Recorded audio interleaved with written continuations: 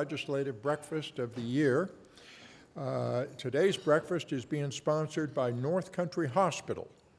The Chief Executive Officer and President of North Country Hospital is Brian Null, and he is represented today by Wendy Franklin, who is the Director of Communications for the hospital. I'd like to call upon Wendy to say hello. And a few other things, too. Good morning, everyone. Thank you for being here, and the hospital is very happy to be the sponsor today. Brian, our CEO, is back at his post. Today is conversion day for us. We are going to a new electronic medical record for the entire organization, and he felt like he needed to be on site, and I'm happy to represent the hospital today. This electronic medical record transition is only going to bring better things for the patient experience, and that's what it's all about. So please be patient with our staff if you happen to be going over there today for an appointment, as we have been in training for many, many months. But we have to work through all those kinks whenever you have a new system. So it's one patient, one record, and that's what we're really excited about. So thank you, legislators and guests and all, for being here, and enjoy the morning. I have a question. Yes. Will I have to be retrained to get into my portal? I guess you can ask Wendy that Yeah, you privately. check in with me later, Frank. Yeah. Okay. Thank you, Wendy, and thank you, North Country Hospital, for your generosity in sponsoring this morning's breakfast. The breakfasts are again being hosted this year by the Vermont North Country Chamber of Commerce, and in behalf of the Chamber, I'd like to welcome everyone this morning. I'm very pleased to recognize Dan Pellerin, who is the Vice President of the Vermont North Country Chamber of Commerce. And if there is anyone here who does not get email notification of these breakfasts and would like to receive such notification, please make sure that you check with him before leaving today, and he'd be happy to add your name to the email list. Now, I am about the worst person in the Northeast Kingdom as far as technology is concerned. And so whether it's Zoom or whether it's video or whatever, I get all lost. But Terry DeFazio and Todd Pronto are using electronic gadgets so that people can apparently see this on TV at a later time or something like that. But again, to show my ignorance, my understanding now is that the proceedings will be broadcast on channel, is it 1078? You know, the Northeast Kingdom having a TV channel of 1078 makes no sense to me. 2 or 3 would work. In addition, we're very happy to see the print media represented, and again, I see that Ed Barber is here in behalf of the Newport Daily Express. So thank you, members of the press, for making the proceedings available to those who are not here. This morning, we're pleased to have as our special guests Senator Bobby Starr and Russ Ingalls, and Representatives Mike Marcotte, Mark Higley, Brian Smith, Woodman Page, who are here. Now, Representative Vicki Strong sent her regrets. She is on her way to Massachusetts at this time. And also, Larry Labor notified me that he wouldn't be able to be here today because he is either in or on his way to Ohio. I'm going to ask each legislator to give a short recap of his or her perspective on this year's legislative session, which, as everyone knows, has adjourned.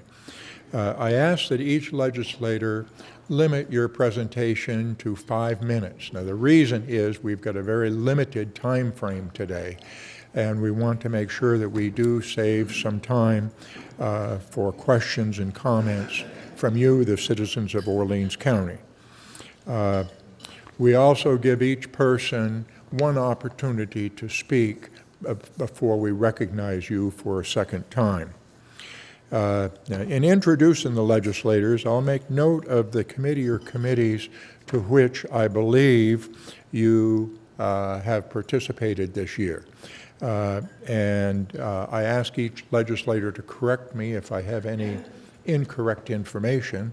I will tell you that my source of information was the legislative website, and we know that websites are always perfect, right? First, I'd like to call upon Senator Bobby Starr. Now, Bobby is the latest inductee into the Vermont Agriculture Hall of Fame, and I'm very pleased to see that people can be inducted into the Hall of Fame while they're still alive.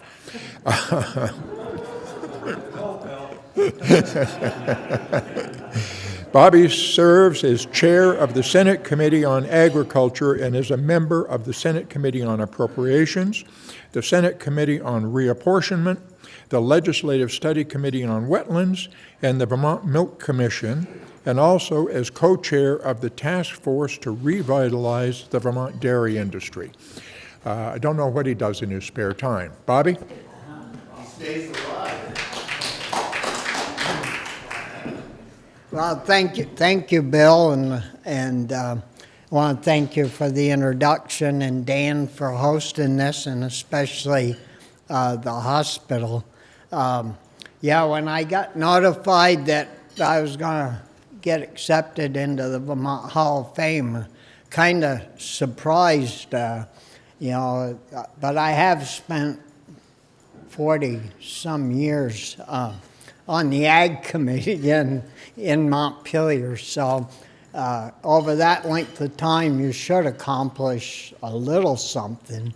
And but anyways, on behalf of the hospital, I just would like to say that a few years ago, I had colon cancer, and you know, people said, "Well, where are you going to go, to Boston?" And I said, "No, I think I'll take my chances right here at home." And so Dr. Lockridge was my doctor, and he said, "Well, you know, you're going to have to get over to the hospital." And I said, "Well, as long as Dr. Sisson's there," because, of course, I've had some experience with him, I said, "That's where I want to go." And I'll tell you, I had probably the best care anybody could ever have. And the Dr. Sisson did a heck of a job. The staff at the hospital did an excellent job.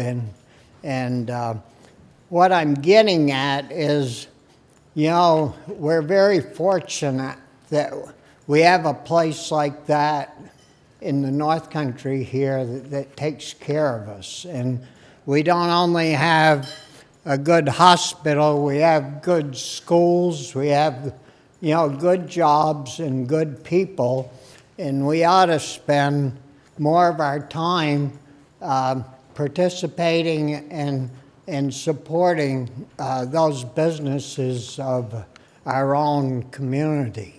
But anyways, getting back to the legislature, thank you, and getting back to our business, the Ag Committee had a real good year this year. At the beginning of the year, most of you read about Horizon leaving the area, and it was leaving a lot of our organic farmers with no market for their milk.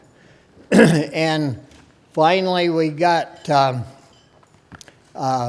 Stony Fields and Organic Valley to pick them up. And some of those farms, they're small farms, didn't have everything quite that they needed to ship milk to Stony Fields or Organic Valley some needed bigger bulk tanks for picking up their milk every couple of days. Some needed bigger driveways so that bigger trucks could get in to pick that milk up to make it more efficient. And we did put a bunch of money in the budget for the Ag Agency to help these folks out to get ready to have their new buyer pick their milk up. We did I don't know if you've heard about it, we called it the Airport Expansion Bill for over in Swanton, Highgate Airport. They were having problems with the property on the airport. It was classified as excellent ag soils.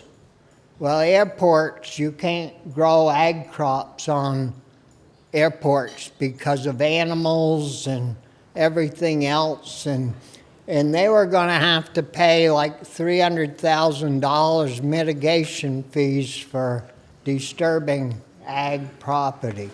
Well, it couldn't be used for ag. It hasn't been used for ag in 50 years. And so we took care of that issue and got that put out of the way.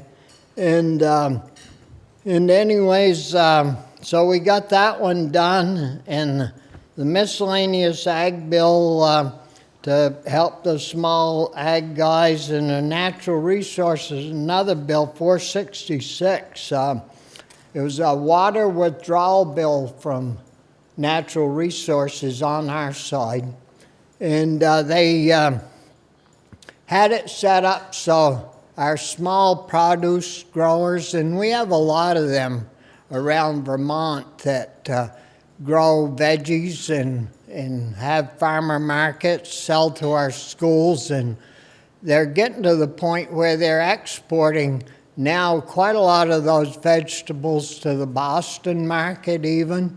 And so Natural Resources set up a nice little water withdrawal bill that was going to really curb the way farmers sometimes, if it gets hot and dry, have to withdraw water from brooks and rivers to water these plants and keep them going.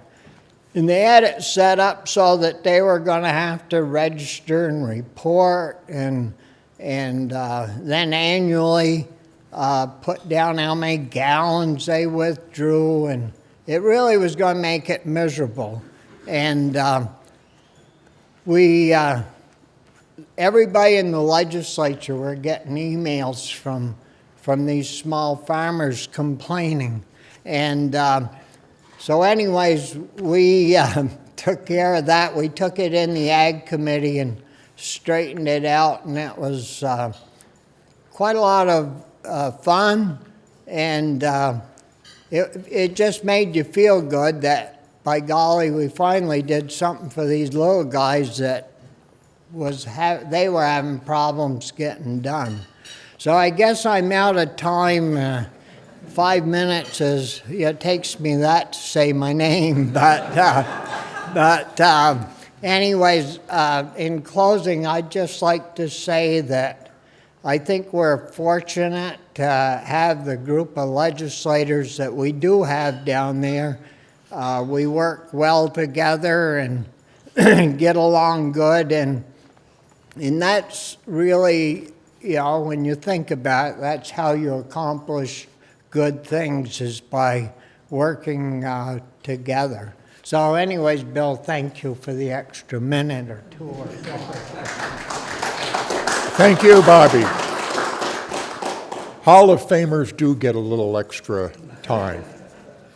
Next, I'd like to call upon Senator Russ Ingalls, who serves as clerk of the Senate Committee on Institutions and is a member of the Senate Committee on Transportation. Russ?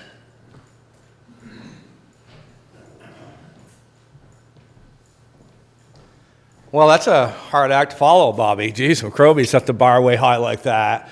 But Bobby's touched on something that or at the end, that I think is very, very important, is that you really do have to make sure that you have representation with what your community expects. And I think that the area is very fortunate in that way, as far as to have the people that see our values for how they are and go down there and vote that way. Because I can tell you that there's other parts of the state that really don't have that. They really aren't in tune to what their legislators are doing once they get down there. And some of these votes, you just kind of shake your head and say, man, I kind of know those people in that area. And I really don't think that that's really the way that they want their representative of the House or Senate to be down there voting that way. We don't have that problem here. We all get along well. We communicate. We talk. Anything that was harmful or impactful to our area, I think that we've gotten beat back fairly effectively. And you know, sometimes it's just a vote or two, one way or the other, that really will make a difference as far as what happens. And so we're thankful for that. It's going to be a next few years. We're going to spend some money here in this state. We've got a budget at $8.3 million, which is about 33% higher than what we've had before in the past. I would say to anybody who's in any type of difficulties at all, if you're having a hard time navigating what you want to get to, whether it be housing or whether it be a road that needs to be repaired or anything in that matter, I don't think that anything's been left untouched as far as where money's going. So if you're having a hard time navigating somewhere, get hold of your legislator, and I think we can put you in the right spot. But I don't think we'll have a road that's not paved within the next 5 years within this state. Same with bridges. I mean, we're even going to bridges that typically aren't looked at in the towns. There's money set aside for those bridges that never are going to get replaced ever, but we have monies for that as well. Housing, we've spent a lot of money on trying to get people into housing. It's kind of perplexing of a problem. You think, well, you just, we have all this money, let's just kind of fix housing. But it's kind of hard to figure out how we're in a housing mess when we've lost population in every county but Chittenden in the last 10 years. And but yet we have this incredible housing shortage as far as, especially with the first-time home buyers. But hopefully we've solved that. And it's not always good enough just to throw money at problems. It's coming up with good plans to make sure that you aren't just wasting money, throwing it at something just to say that you've done it. I think we have some good plans for housing to alleviate some of the crisis that we have. From healthcare to housing to bridges to ag. Bobby's done a good job representing our area on the agricultural side of it up here, which is very, very important to our communities. I think we're in pretty good shape. So really, at the end of the day, if you're in a situation where you're just feeling like you're not getting any help, reach out to one of us, and we're going to be pretty happy to help. So I know it's going to be a long day. I'm going to let everybody have their say in the matter, so I'm going to do something that politicians never do. I'm going to end early. Thank you.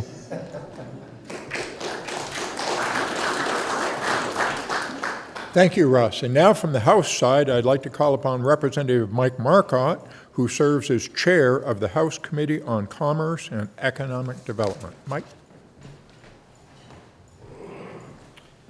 Good morning, everyone. Thank you, Bill. Thank you, Chamber, and thanks to the hospital for sponsoring this event this morning. Again, it's good to be back in person. I don't think enough can be said about that. I do want to echo Bobby. I want to thank my fellow legislators for the work that we've all been able to do and how well we work together, supporting the kingdom, supporting our areas. I also want to thank all my constituents for their support, and especially Newport City. I won't be your legislator anymore. Woody now will be your sole legislator, and I have a lot of confidence in Woody. Woody's a very good legislator, but I do want to thank all the citizens in Newport for their support over these last 18 years that I've been fortunate enough to represent you in Montpelier. We passed a significant economic and workforce development bill this year, S11. It was a $99.5 million bill, along with $30 million that the appropriations conferees both in the House and Senate, were able to find to add to that amount. So it was a $129.5 million bill. Some of the big target areas in there, one piece was $15 million that is actually coming out of the Ed Fund to help career technical centers access blighted properties so that they can purchase them at no interest cost to them, and also help get them rehabbed. And I know former Senator Aluzzi is here. I know we used to work together on trying to bring more money to the CTE centers, but I think we were talking of the few $100,000 range, not this $15 million revolving loan fund. So it was good to be able to get that through. I think that we will be able to get a lot more students involved into the tech centers, especially in the building trades. So I look forward to seeing how well that does.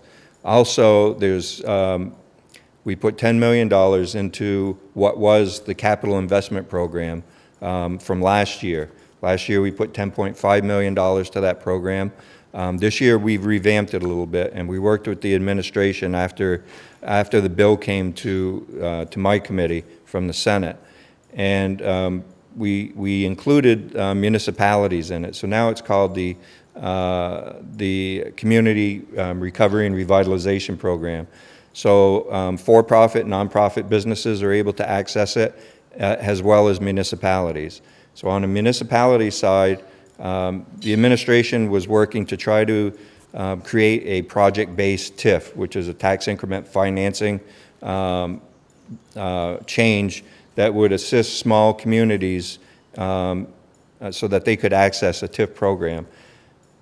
My committee, as well as the Ways and Means Committee in the House, were very skeptical about implementing something like that, because we were afraid that the small municipalities don't have the help or the employees base that they need to actually implement a TIF program. It takes a lot of work and a lot of time and a lot of money to be able to set that up. So what we did was include them in this, so that it's a grant program for them. They would go through the Vermont Economic Progress Council and apply for these grants. They could get up to 20% of the funding.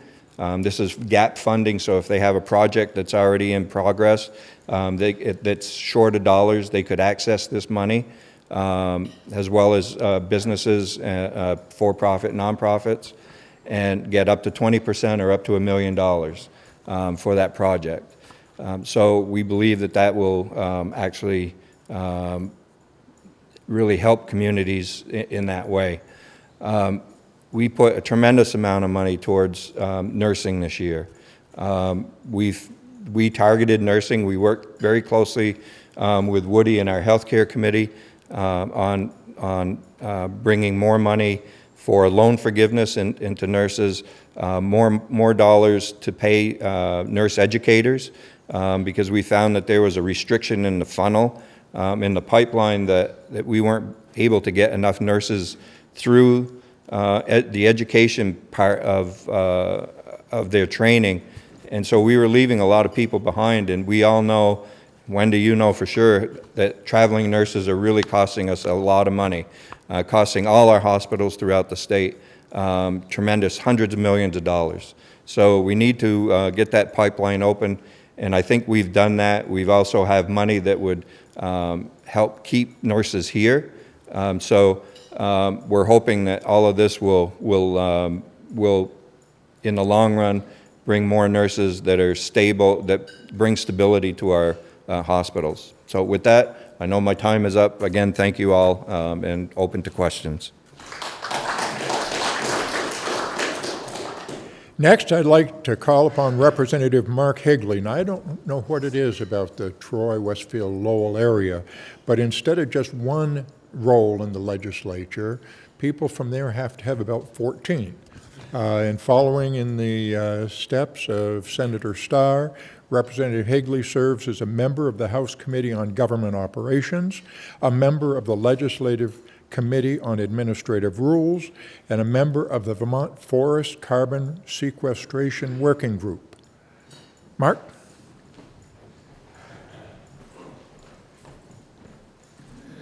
Well, thank you and good morning. As Mike said, there's a new district now. It's a 2-seat district. Woody said that he's really kind of glad Mike's going on, and I'm picking him up in my district. But anyway, it's a much larger district, 2-seat district now, and I think it'll fare well for everybody involved. Just to mention a little bit, Bill had mentioned I sit on LCAR, which is Legislative Committee on Administrative Rules. A little bit about that. We look at rules that come through from agencies and so on that implement rules, and we don't really have a lot of authority other than looking at those rules and making sure that they meet legislative intent. And I'll just give you an example of one of the things we can do. I had conversation with Dr. Antley, and we had a bunch of rules come through from the Cannabis Control Board. She was concerned that Colorado just recently made some big changes with their advertising and packaging. And it's something that happened after the Cannabis Control Board developed their rules. And they admitted that they hadn't considered that. So we reached out and sent a letter to the committees of jurisdiction to take a look at that, to consider what Colorado, after 10 years of legalization of industrial marijuana, had considered. On that note, in our committee as well, there was a cannabis bill before us, and the caps were removed on the solids. And it gets complicated as to what that means, but you know, we received testimony from the Vermont Health Department, the Vermont Medical Association, Dr. Kathleen Antley, who said, please keep those caps on. We did in the House. We voted that out of committee. It voted on the floor of the House. We're back over the Senate. I know Senator Sears was really upset, and I'm not sure, a lot of this stuff happened in the waning days of the legislature, so I'm not just sure how that it stayed the same. So it stayed with keeping the caps on. And again, another thing about that is if we were to remove the caps early on, and we had some issues, it would certainly be hard to put the caps back on. They had talked about the people who wanted no caps, said that it would promote the illicit market even more. But personally, I think the illicit market's going to be there. It is in these other states, and I think it's better to protect Vermonters, as the Health Department and Medical Society and Dr. Antley had said. So I'm glad to see that. I don't want to steal Brian's thunder. He told me not to, but 2 vetoes that the governor had done passed by 1 vote. Pretty amazing. One was a just cause eviction out of Burlington. I had a lot of people contact me as a legislator who was on that committee that looks at those charter changes. And while it was in Burlington, it's still, a lot of times what happens is Burlington kind of leads the way. As you know, Chittenden County has a lot more legislators and so on, and some of these other areas in Vermont. And I had a lot of calls from apartment owners throughout the state that said, Mark, you know, if this is something that's going to start coming in the pike, I'm going to sell my property. I'm going to put it into short-term rentals, whatever I need to do. But this is something that's not going to happen. And, you know, just to give you one example of that, the landlords over there were going to have to set up a relocation fee once they evicted a tenant out of their apartment. I mean, that fee couldn't be any more than 1 month's rent, but still, this was all left up to the city council. The second one, of course, was the clean heat standard. It was huge, 1 vote. I feel Tom Bach, I served with him on agriculture and forestry, great guy, Democrat. We had 3 Democrats come along. He cut a lot of it from the leadership. I'm sorry about that. You might have read the story, but you know, he said after listening to his constituents and their concerns, he voted to support the governor's veto. Critical. I mean, our joint fiscal office couldn't even give us any information. They usually have a fiscal note that comes out on any bills and how they affect Vermonters monetarily and whatever else. They couldn't do it because, again, the bill set things up so it was going to go to the Public Utilities Commission for creating all these rules and how this thing was going to work. I got a lot of calls, actually, from a lot of small fuel dealers who said, Mark, this is going to put me out of business. And that's another thing that a lot of testimony came from. And then you would just have these large corporations throughout Vermont that would be running these fuel dealerships to be able to deal with these credits. the scheme of credits that were going to have to be developed through the PUC. Another thing of concern for me was I've always fought for a number of years this general contracting registration. Well, you might have remembered that the governor vetoed that. Well, it was on notice to override the veto all throughout the rest of the session. But what happened was they stuck it in another bill. They stuck it in the housing bill, which is a bill that the governor likes. The other thing that they did with that is, and the Senate did this, which is a good thing. They realized that Act 250 was not going to fly. The changes that they had done with Act 250, a new governance, a bunch of restrictions around forest fragmentation and so on. But there were some good pieces in there. The Senate put in the good pieces in this housing bill, as well as the general contracting piece, and it was under a housing bill, and it passed. And again, I'm sorry to say, and I don't know if they're going to get their act together early enough, but I'm assuming that in December, early registration for contractors can take place. It's anybody that does a job for over $10,000 in regards to labor and materials, which isn't a lot these days. I can tell you that right now as a contractor. It's price of materials is crazy and get crazier all the time. And I just hope, I don't know how they're going to reach out to people, but I certainly know that the contractors in my area, the small contractors, have no clue as to what's coming down the pike. So I guess I'll wrap it up there, but I'm going to have to leave at 9 o'clock, but I certainly appreciate the time to spout at you. And again, you can contact me through my email or telephone anytime. Thank you. Thank you, Mark. Now I'd like to call upon Representative Brian Smith, who serves as a member of the House Committee on Transportation. Brian?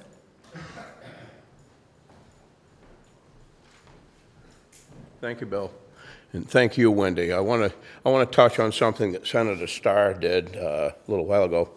When Claudio Fort left the hospital, I didn't think there'd be any possibilities of replacing him with someone as equally as good as he was. But you surpassed that thought, and with Brian now, he's probably the best thing that ever happened in North Country Hospital, so thank you for him. I didn't write a speech today because there's so many different things we could talk about, but Mark had mentioned the veto bill, and if we could redistrict Chittenden County into New York State, the state of Vermont would be a hell of a lot better off than they are today. But that probably won't happen. We had a number of different things going on in transportation this year, and like Senator Engels had mentioned, the highways are going to get paved and the bridges are going to get fixed, and lots of money, millions of dollars. And in our transportation committee, we put a lot of money into electrifying the state. And when I was at our last breakfast, I think they've pushed that a little faster and a little harder than they really needed to. But that's what all this ARPA funds are going to be doing. Is there? I noticed there are outlets up at the shortstop now for a plug-in, and we got a lot of good accomplished. But I think some of the best things that happened was this veto vote. This House Bill 715 would have been a disaster for everybody in the state of Vermont, and we did sustain it. And Representative Bach was cornered in one of the committee rooms the morning. They have 24 hours to change their vote, and they cornered him, and the majority party asked him what the Republican Party was paying him to vote the way he did. And I think that's pretty disgusting, and he held up pretty good. He's got a heart condition, and they should have realized that when all this took place. But needless to say, that's the way it goes. I don't have anything in general that I want to discuss, but if anybody did have any questions, they can come and give me a call or come to my house, whatever they need to do. And Representative Page, we had quite a ride back and forth to Montpelier this year, and all he has to do is start driving above 40 miles an hour, and we'll get there a little bit quicker. So that's all I've got. Thank you very much. Thank you. And now I'd like to call upon Representative Woodman Page, who serves as a member of the House Committee on Health Care. Woodman?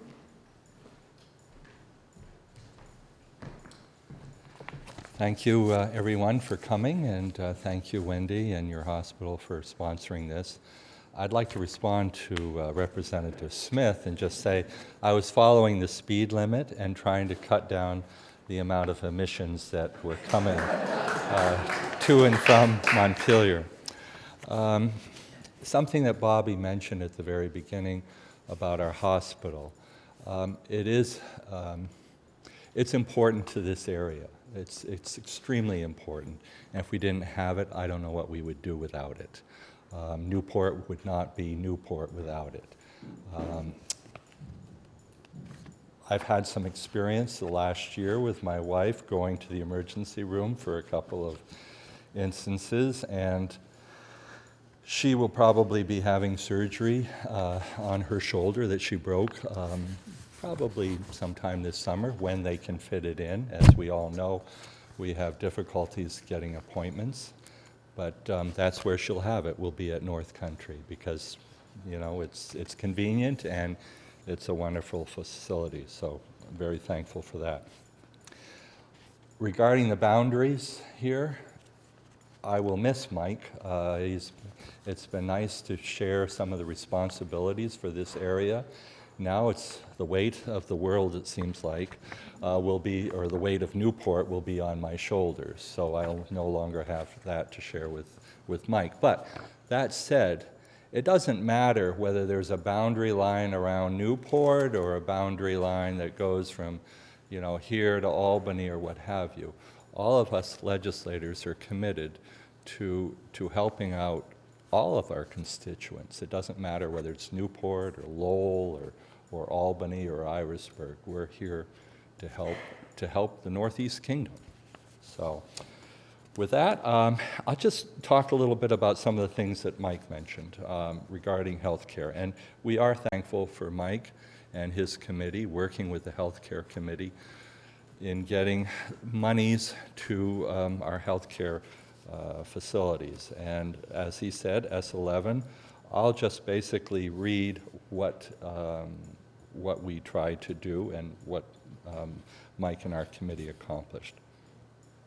It was our intent to retain and recruit healthcare workers in Vermont by reinforcing the current healthcare workforce, sustaining workers into the future, and addressing reliance on traveling nurses. And as Mike said, we are spending millions of dollars on traveling nurses because our hospitals don't have those nurses, and they're reliant on them. But we have spent millions of dollars for emergency grants to support nurse educators, grants for our hospitals working groups, trying to increase the nursing pipeline, for giving loans for nurses as well as primary care physicians, psychiatrists, trying to increase those numbers. Many of you may know individuals in our communities that are suffering mental health issues, and it's been said that Americans will, over 50% of Americans will face some sort of mental health crisis in the future. And you can see it currently with our emergency rooms filling up with not just adults, but also with children that have mental health issues. Trying to get them the services they need is very difficult. So we've tried to also increase the numbers of mental health specialists to help those individuals. I should also mention some concerns that I have related to bills that we have passed. One is S285. I think Larry Labor mentioned it last time we had the legislative breakfast, or at least he told me he did. It regards the way we pay for our hospital bills, how we pay for our primary care physicians. It's a bill that I did not pay for, that I did not sign on to. I did not support it. It was put forward that it would help sustain our hospitals and keep the costs of our health care down. I don't believe that that's going to happen. I felt that this was not the time to make changes on the way we pay things for our hospitals. We're still suffering through the pandemic, and I just didn't think it was the right time. And besides that, all of our hospitals came forward and asked us not to vote for it because now is not the time, because they're still recovering from the pandemic. But it passed, so we'll deal with it, and hopefully I'll be wrong. Hopefully it'll work out. Another bill that's up for discussion is H353. It relates to pharmaceutical benefit managers, and what our committee was trying to do was eliminate a middleman to decrease the costs of our pharmaceutical costs, our medicines. I see Bill getting ready, so I'll get ready to exit. But that bill has now been reported that it won't reduce the cost of our pharmaceuticals for our patients, that in fact it may increase the cost. And it's been asked that the governor should perhaps veto this particular bill, and we'll just have to wait and see what happens with that. With that, I'll leave it there. Thank you. That brings us to the part of the program where we open up the floor to you, the citizens of Orleans County, to ask questions or make comments directed to the legislators. When you come up here, please tell us your name and where you're from, and if your comment or question is directed just to one or a few of the legislators, indicate to whom it is directed. Otherwise, I'll assume that each of the legislators will have an opportunity to respond. I think we all heard Representative Higley say that he had to leave at 9 o'clock. So with that in mind, if there's anyone who has a question or comment to be directed to him, and others also perhaps, but anything specifically directed to him, if you would come forward now. Otherwise, what we ask is for folks to line up over near the exit sign and then just come as your turn is here. So who would like to start us off?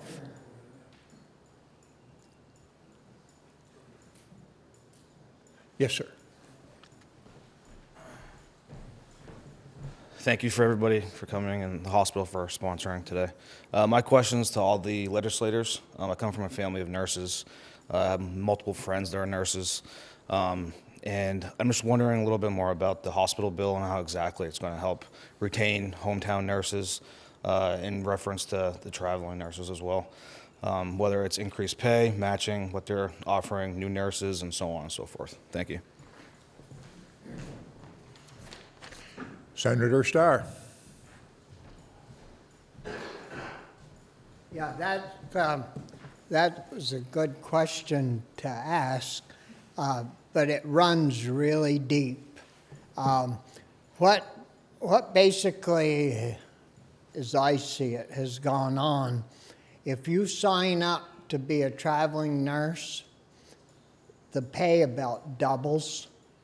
The agency that jobs these people out, they keep part of it, but they give also part of it to the individual nurse. And so what's happened, instead of making 45 or 50,000, they can make 60, 70, 80,000. The nurse can make that kind of money. And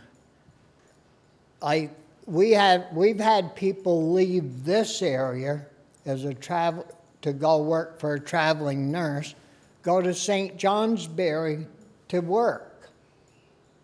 Same person.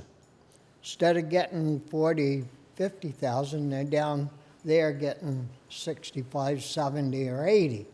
So you can't blame that onto the individual. What you blame that onto is the system. Should never have been allowed to start with. And I mean, we in Montpelier have given money to the hospitals to help increase their nurses' wages to try to combat that, but you can't compete with that. I'm a director and an ex-president of VNA. We have quite a few nurses that work there. The same thing has gone on. And in Vermont, little Vermont, we spent $800 million more on these traveling nurses than we would have to retain our regular nurses. And that really has cost all of us a lot of money because we pay the Medicaid payment ourselves, and it's been a real bummer. And we put money into scholarships for students to go on to college, have 40 slots at the state colleges where young people can go and get their degree in nursing, and then they have to stay in Vermont to work. And the problem we ran into doing that was we don't have enough educators to educate all these students. So then we had to put more money into, say, a retired nurse that would like to go and get a degree in education so they could go work for the state colleges to educate these kids. So it's a real bummer of a situation, and it's a system that's messed up. Thank you. Senator Engels.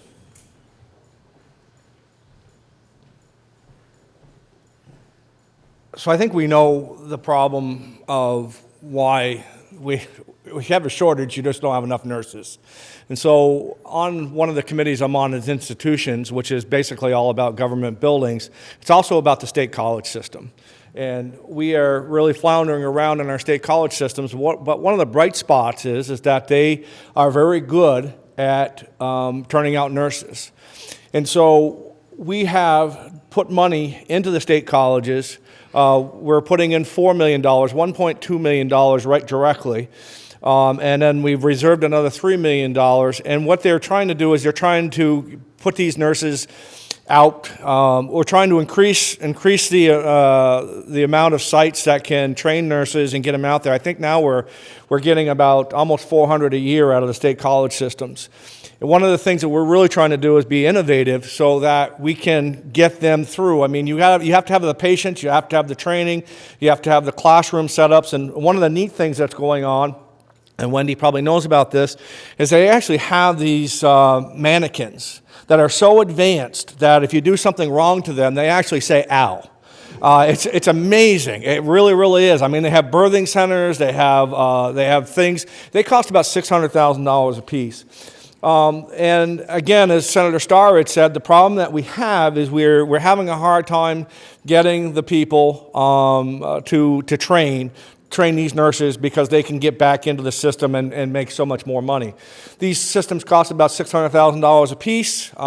We have the reason why we didn't just go and give the $4 million immediately is that there was no plan in place to actually, what are we going to do with that $4 million? We're committed to doing whatever it takes to put more nurses out there. We want to build these, I don't even know what the correct name is, but these hospital settings as far as to train nurses with these new mannequins. I think the way to do this is innovation, and we're going to lean very, very heavily on our state colleges to make them viable again to put more nurses in. I think that nurses absolutely positively like to make money. I think that they deserve to make money, but I don't think that they ought to be working 80 hours a week to make the type of money that they need to make. So whatever we can do to keep them paid with whatever the competition is, we're ready to do that, and we're working hard to get areas and spots and classrooms so we can turn them out in bigger numbers. But we're on it, we're working on it, and I think it's one part that I'm pretty proud of that the state's recognized. that we're in dire need of, and I think that 2 years' time, things will look a little bit different, and we're committed to solving the problem. Thanks. Representative Marcotte.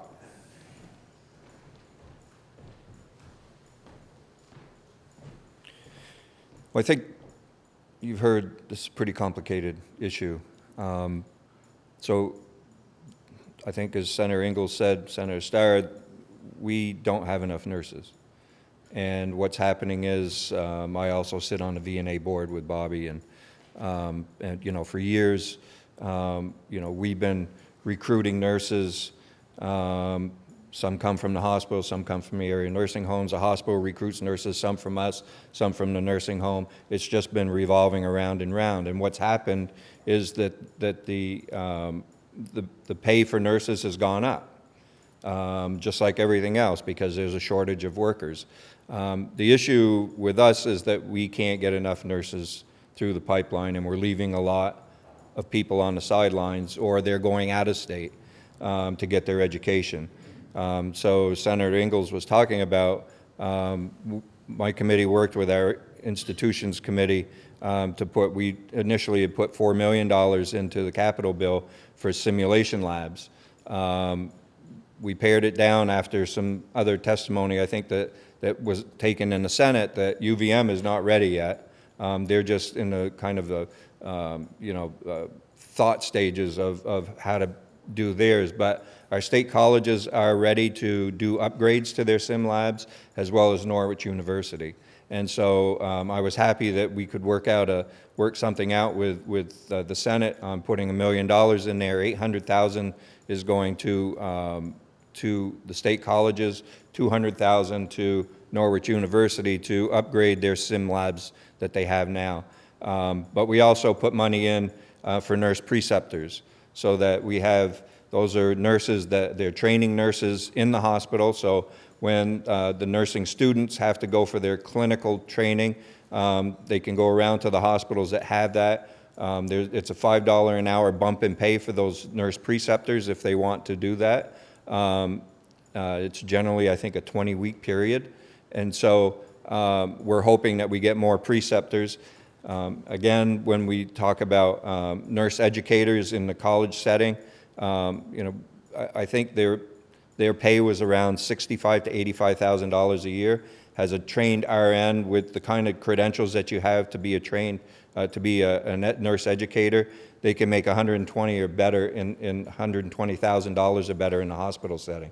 So we have that issue as well, trying to get more nurse educators to train our people that want to become nurses. So I think with loan forgiveness and retention, and the requirement that for every year that they get that benefit, that they have to stay in the state of Vermont and be working for a hospital, and not as a traveling nurse, but as an individual that is hired by the hospitals. We're hoping that we're going to increase our numbers in that way and retain our nurses, because we can't keep going out of state. We can't keep this revolving door going on. It's not sustainable.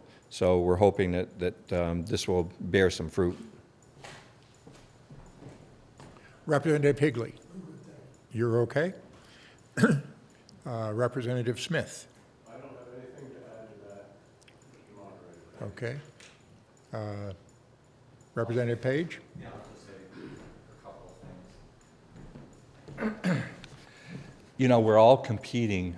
All of our hospitals and all of our states across the union are competing for nurses, and it's a small resource. Mike mentioned Norwich University. It's a military school. They're also looking for nurses, so we're all competing for that same, for those same individual nurses. One thing that we haven't talked about, and I think will be a crisis in the future, is our long-term care facilities as well as our nursing homes. And as you know, North Country Hospital recently closed its nursing home, Derby Green, and you're going to see, I think, probably a crisis in the future with the fact that, let's face it, we're all getting older, and we're going to need some of those facilities in the future. We're the second, either the first or the second oldest state in the country, and as I said, we're going to need those facilities. Our committee did not look at that issue this past year, but I suspect we're going to be looking at it and investigating it further. So I think that's all I have. Next question or comment?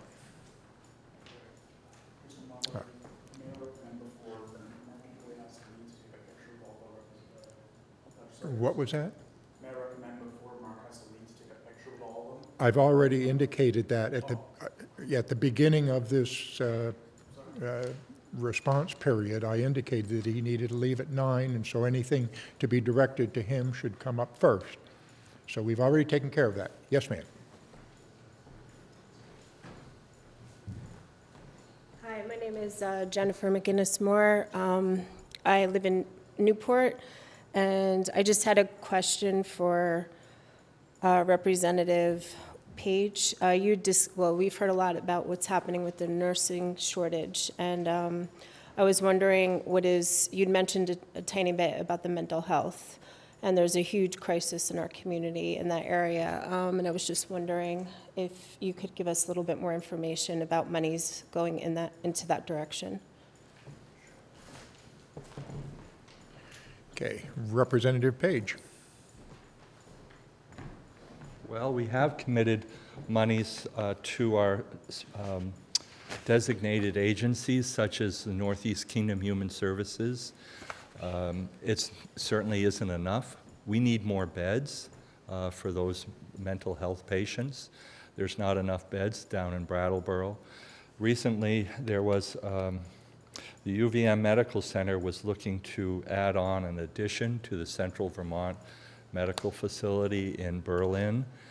They've decided to cancel that because of financial issues. The question was raised to them, to the president at the time, when they met with the Green Mountain Care Board, was whether the way they're paid, whether that caused them to reconsider not building that addition to the Central Vermont Medical Center. And they claimed that that was the case. I'm not so certain if that was the primary case or there were other issues related to that, but for now, that addition that was being looked at is not going to be built right now. Now, I think also our hospital here in Newport is looking to try to alleviate the numbers of mental health patients that are coming into the emergency rooms and having a different way of treating those patients rather than taking up spaces in the emergency room. Let's face it, mental health patients should not be in the emergency room. They should be in a different area. We should treat them differently. And I hope I've answered your question. Have I? No? Okay. Okay. Okay, there's been a request for a picture of all the legislators. So if we could have all the legislators come up here and get your picture taken.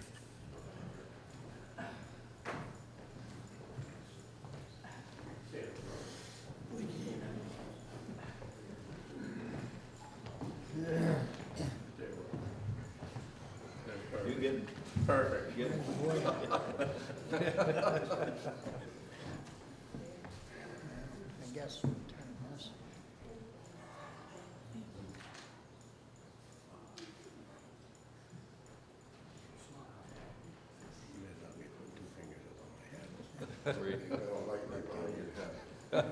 Look like an angel.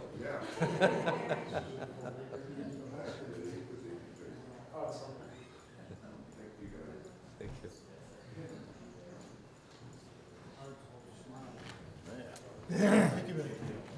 We got any more time?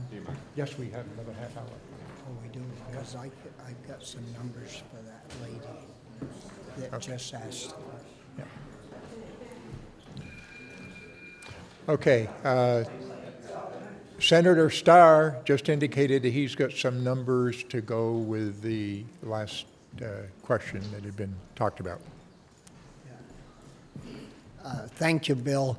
To answer the question in regards to our homes and what we've done for them, we did an 8% across-the-board increase for, all of our mental health services, for our VNA providers, adult direct care workers, gave them an extra $4.5 million. And direct care, that was for direct care workers, and adult day operating facilities, an extra $1.5 million. So we do know that there is a problem there, and have put, quite a lot of money in toward supporting those folks that do that. And another thing, if I may say so, nobody's mentioned it, but the statewide tax rate for schools, it's supposed to drop from $1.51 to $1.38. So everyone should see a tax decrease at the state level anyways in regards to on your property taxes. So that should help this fall, hopefully. So I'll leave that at that. And Okay. Oh, I guess we want all legislators. Let's go with Senator Ingalls.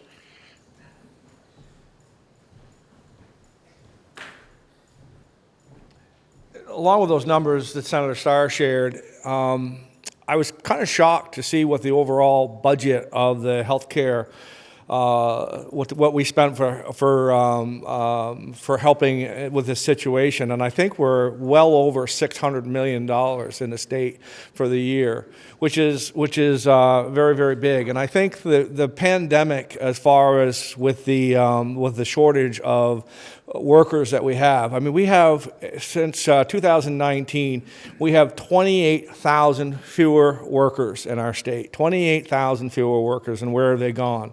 Those are that's going to impact those type of jobs that, let's face it, not everybody's got the appetite to do.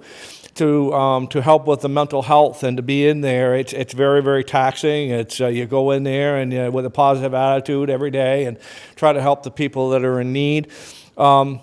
We're also struggling a little bit as far as to find communities to want to house new construction. We have a situation down in Newberry where they have just basically said, the town has basically said, no, we don't want you here.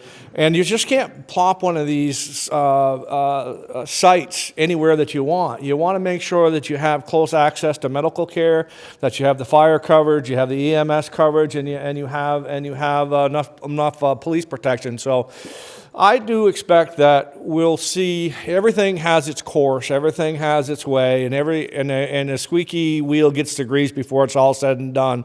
And with us spending, I think it's $650 million that we're spending per year, I think that you're going to find in this next session that's probably going to get a little bit more attention and see how we do that. I was very happy to hear, because that's what we heard a lot, the 8% raise that they received and some additional fundings to plug some holes and all that. But I think probably in this next biennium that you'll see some more action on that situation. Representative Marcotte.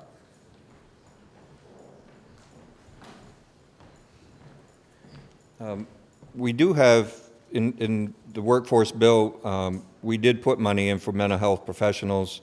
So there's $1.5 million of ARPA funding that we put in for forgivable loans to eligible mental health professionals. Also, the Agency of Human Services will have $1.25 million for designated and specialized service agencies for workforce development. And we're also putting $750,000 of ARPA money to a healthcare workforce data center, which could assist as well. I also, on the previous question on the nurses too, one thing I forgot to say was that we did include language in the workforce bill that directs the Green Mountain Care Board to look at all the hospitals, their workforce initiatives that they're doing in each hospital, and to also take into account those costs. And we're saying that they could decide to remove those costs from their budget so that they could, outside the budget, put more money towards workforce development so that it's not counted in their rate increases, which would be favorable to the hospitals in trying to bring in more workforce. Thank you. Ryan Smith? I yield to Representative Page. Okay, Representative Page. Yes, a couple things that I forgot to mention regarding mental health issues. One is you're now seeing, I guess you would call mental health specialists that are assigned to each of the state police barracks that are assisting for calls related to mental health, individuals that are in a mental health crisis, so that may help alleviate some issues regarding law enforcement. The other thing I wanted to mention is after Hurricane Katrina, we lost the Waterbury facility, and we rapidly set up a facility just outside Waterbury to house and to help those mental health patients. It was supposed to be temporary. It's nothing more than a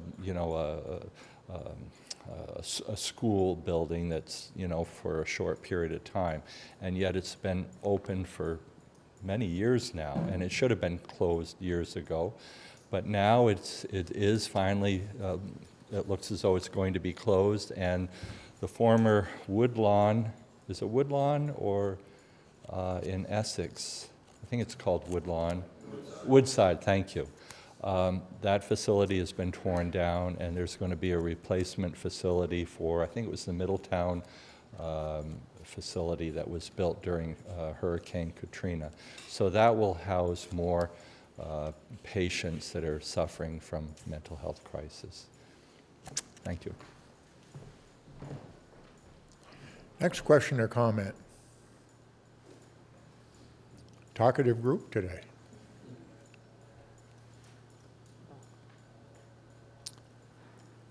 I'm looking at somebody that I always can rely on to have some comment. I'm looking. What's that? Janine Young. Janine Young, Craftsbury. I wasn't really going to speak today, and Mark's already left, but maybe Senator Starr would have an answer to this one about the contractor bill. And Mark mentioned that not many of the contractors around really know what's happening on that. What are the penalties if they do a job over $10,000 and don't have a contract? What are the penalties? Senator Starr.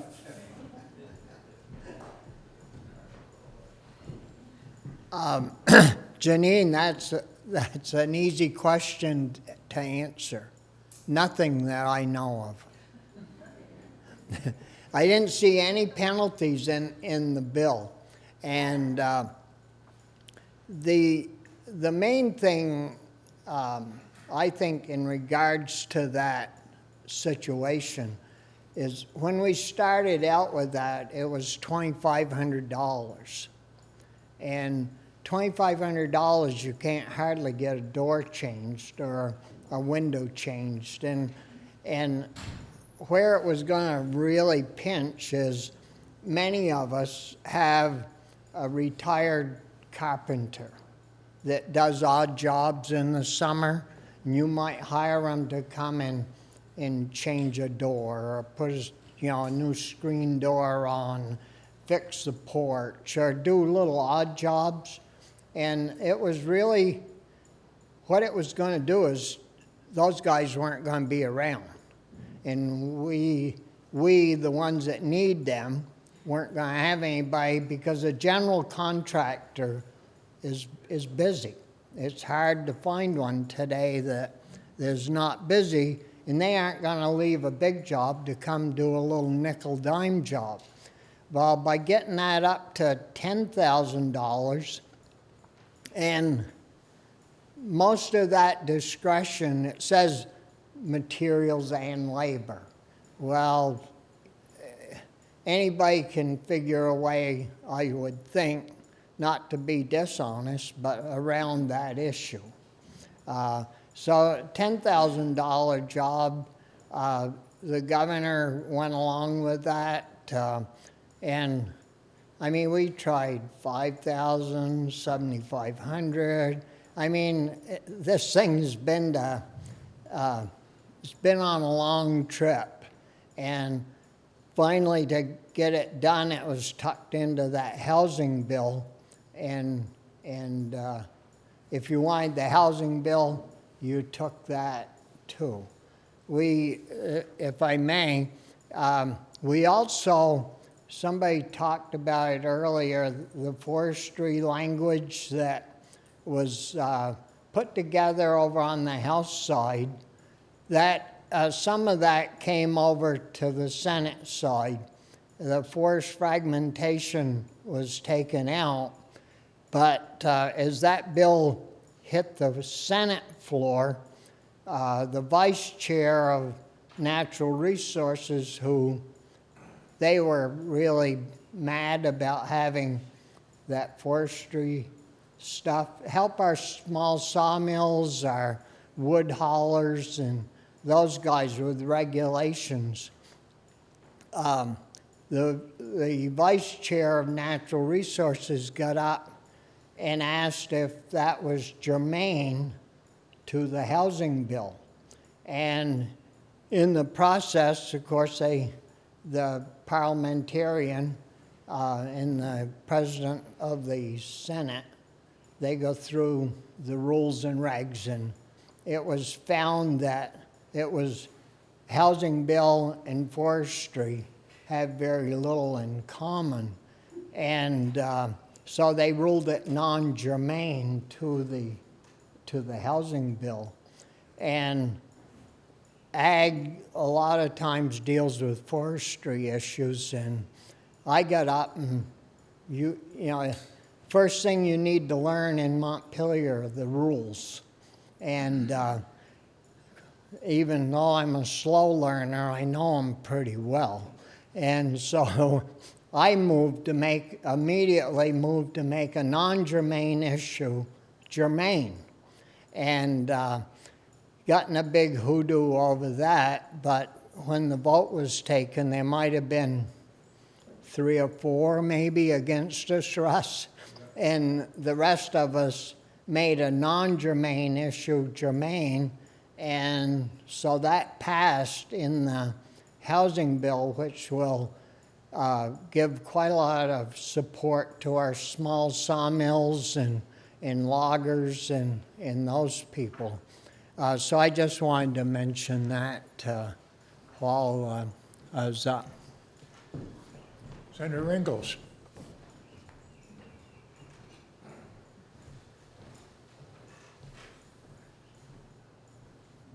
So sometimes you have to be good at deal making. And when that contractor bill came and it got vetoed and then it got put into another bill, you have to get the best deal that you can get sometime because it's going to pass. And the first bill that came in that you'd have to register as a contractor on $2,500. That's what you'd have to do. The governor stuck his neck out there a little bit and said that hey, he would support something at $10,000. You wouldn't have to register as a contractor until you had $10,000 worth of labor and material. I hate the bill. I really, really do. But when something's going to pass, you got to get the best deal that you can get. And as Bobby said, you know, just going and I wish you guys could have been there to see what Bobby was just talking about, because just sometimes you got to get what you can get at the time that you can get it. And I think that's what we did with the contractor bill. I think that we got the best deal that we were going to get. The the one that was going to pass was going to be very, very, very harmful.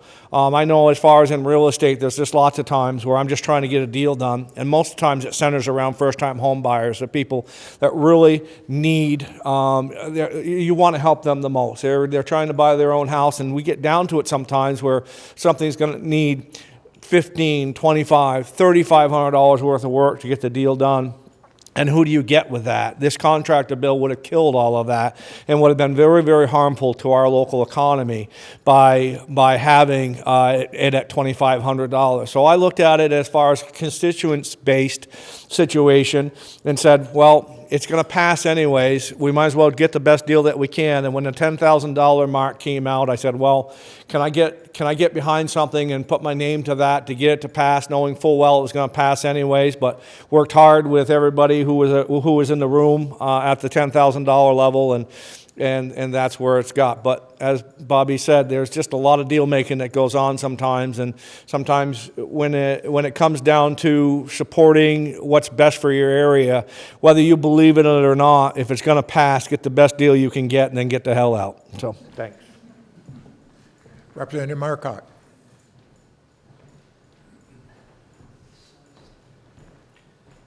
So I think there's two provisions for the contractor. So number one, it's a registry through OPR, Office of Professional Regulation, so it's a $75 a year registration.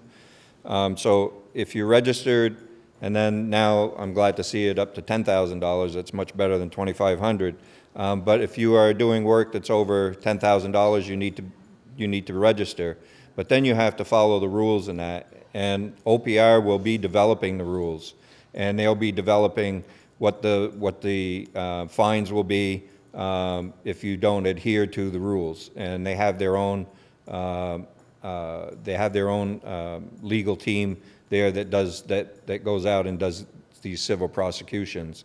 So that's pretty much how that'll go. I'm pretty sure there's language in there that also tells OPR to reach out to contractors around the state using the various entities that may be out there, like the Associated General Contractors and the home builders associations, those types of associations, so that they can get the word out so contractors will know going forward. And I think, I don't think they'll be going after anybody if they don't register right away, if they didn't know what's happening. They want to educate first before they start penalizing people. Representative Smith.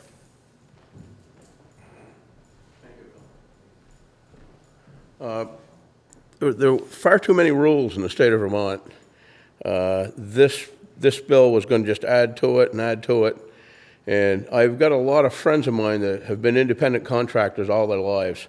And they're all in their 70s now, a lot older than me, but no, probably not. But all their lives they've worked hard, from daylight to dark, and they probably haven't put a lot of money into their Social Security. So they're going to retire on $700 or $800 or $900 a month, maybe $1,000, and this contractor bill is just going to put a spotlight on these guys that are trying to put food on their table and gas in their tank and heating fuel in their house. I don't see a problem, and it doesn't mean it's the right idea, but I don't see a problem with someone being able to go out and do a job that's $3,500, $4,500, or $5,500 and put the money in their pocket and shut up. That's one way of being able to feed the people that live in their house. And this bill just kind of puts the kiboshes to that a little bit. But I was glad to see they raised it to $10,000. Still doesn't make it right, though. So that's my take on it. Representative Page. I don't have anything further to add. Okay. Next question or comment? Yes, Mr. Davis.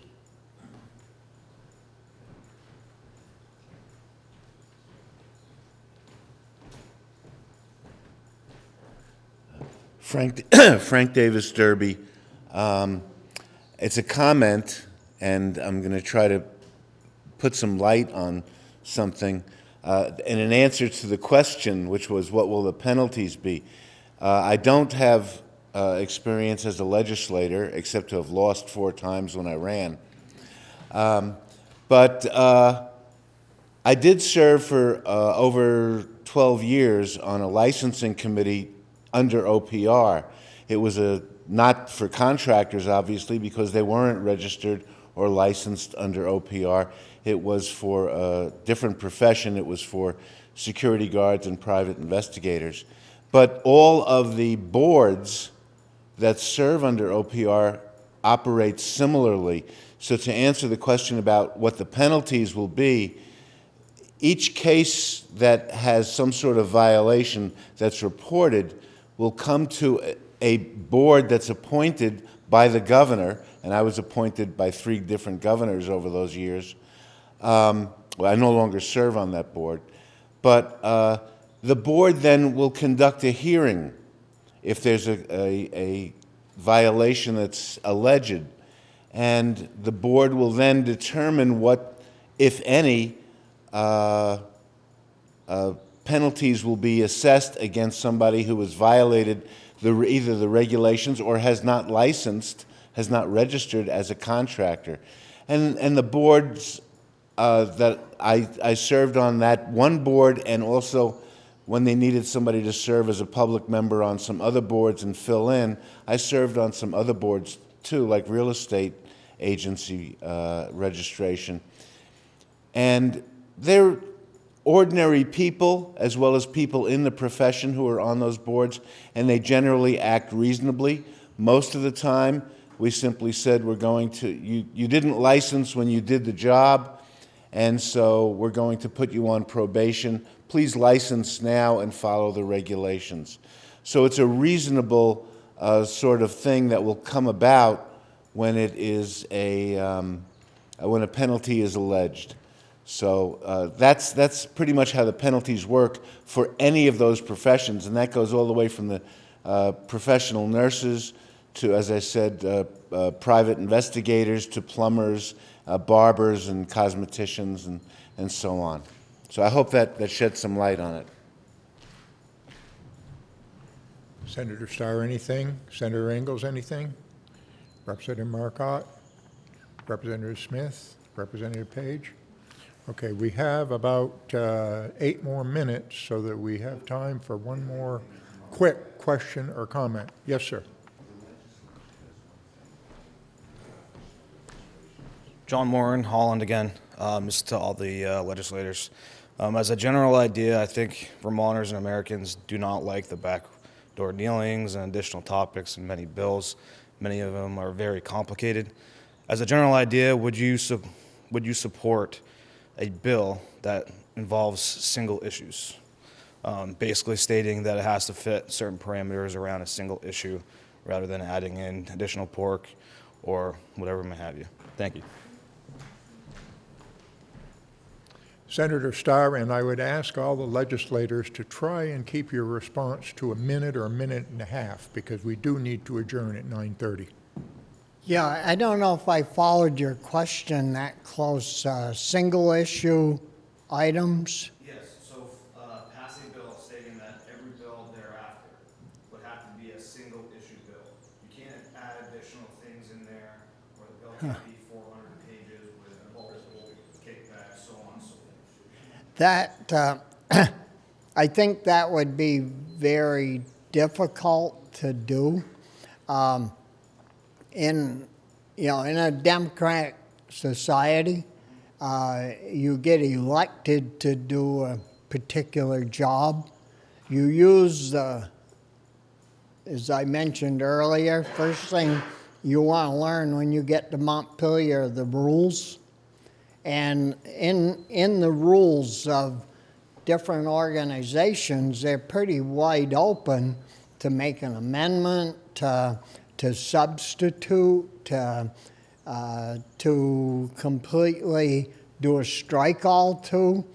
And I think it would be very difficult to have single issue issues and say to your fellow members, well, you can't amend this, you can't change this, you either got to vote it up or vote it down.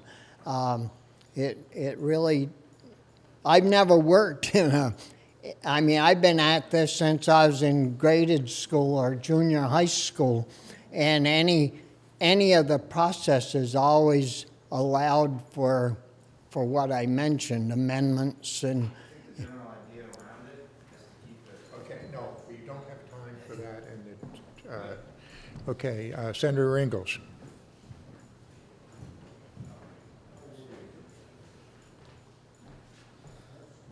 I understand exactly what you're talking about.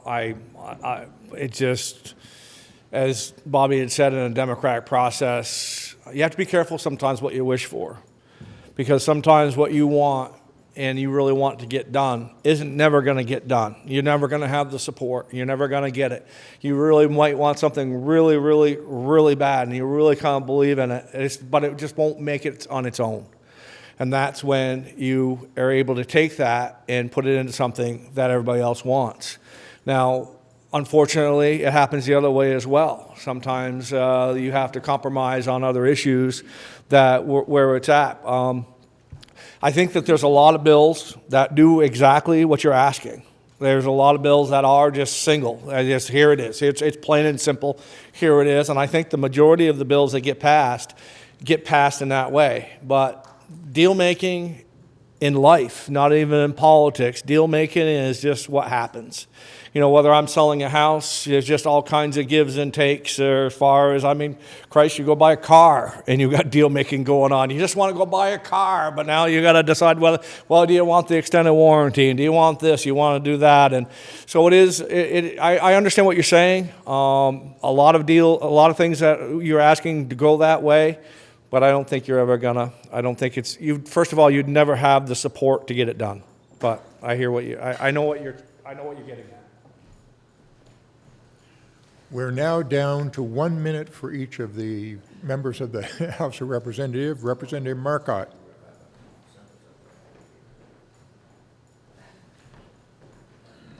Yeah, I think what you're talking about are Christmas tree bills. I've had to deal with some of those. They're difficult to deal with. They're difficult for members to understand on the floor if it's, you know, different pieces to the bills. But sometimes they're necessary. And so I think it's part of the rules that joint rules on both House and Senate side. It's how we operate. I don't see it going, any of that changing, but I do know that on my side, the Speaker is not crazy about Christmas tree bills, and we try to stay away from that as much as possible. Representative Smith.